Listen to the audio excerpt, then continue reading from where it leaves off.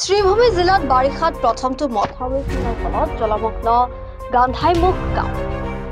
লংগাই নৈৰ বাঢ়নি পানীয়ে ছিঙি লৈ গৈছে মথাউৰিৰ প্ৰায় 200 মিটাৰ অংশ। গান্ধাইমুখ গাঁৱত যোৱা বছৰৰ একে ঠাইত মথাউৰি ছিঙি প্লাবিত হৈছিল বিস্তীৰ্ণ এলেকা। পিছত সেই ঠাই বিভাগীয় মন্ত্ৰীয়ে পৰিদৰ্শন কৰিছিল যদিও ছিঙি যোৱা অংশৰ মেৰামতি হোৱা নাছিল। এইবাৰ পুনৰ লংগাই নৈ বিপদসীমাৰ ওপৰত প্ৰবাহিত হৈছে। সেয়ে পুৰণি ছিঙি যোৱা ঠাইৰ সমান্তৰালভাৱে নতুনকৈ প্ৰায় 200 মিটাৰ অংশ খহাই লৈ গৈছে নৈৰ কোবাখতে। বিয়লিৰ ভাগৰে পৰাই গান্ধাইমুখ গাঁৱৰ সমান্তৰালকৈ কাষৰীয়া গাঁওসমূহতো ঘূৰাফুৰে প্ৰৱেশ কৰে লংগাই নৈৰ পানী।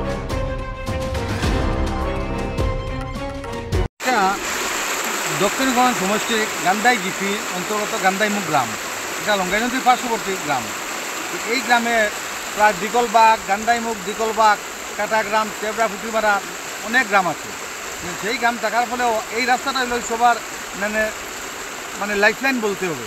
এই যে কয়েকটি গ্রাম আছে সবার লাইফলাইন এই রাস্তাটা, কিন্তু অত দরকারি রাস্তা থাকার ফলেও আমাদের বিভাগীয় কর্তৃপক্ষ মন্ত্রী এসেছিলেন তৃতীয় হাজার মহাশয় গত টার্মে।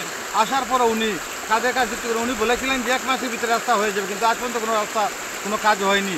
আমরা ধিক্কার জানাই মন্ত্রীকে। আজ আমাদের বাড়িঘরে মানুষ, মা বোনরা, ছোটো বাচ্চারা নিয়ে বাড়িঘর ছেড়ে চলে যাওয়ার সম্মুখীন হয়েছেন। এখন পর্যন্ত জল ঘরের ভিতরে ঢুকেছে, হয়তো রাত্রে করে থাকতে পারবে কি না সেটা দেখার বিষয়। আমরা এখন পর্যন্ত কোনো কর্তৃপক্ষ আমাদের সঙ্গে আসে দেখা করেননি। আমরা ধিক্কার জানাই যে অনেক ডিপার্টমেন্ট রয়েছে, আজকে পর্যন্ত ডিপার্টমেন্টে কোনো লোক এখানে আসেনি। শ্ৰীভূমিৰ পৰা শুভাংকাৰ মালাকাৰৰ ৰিপৰ্ট, এনি ভাৰত 24।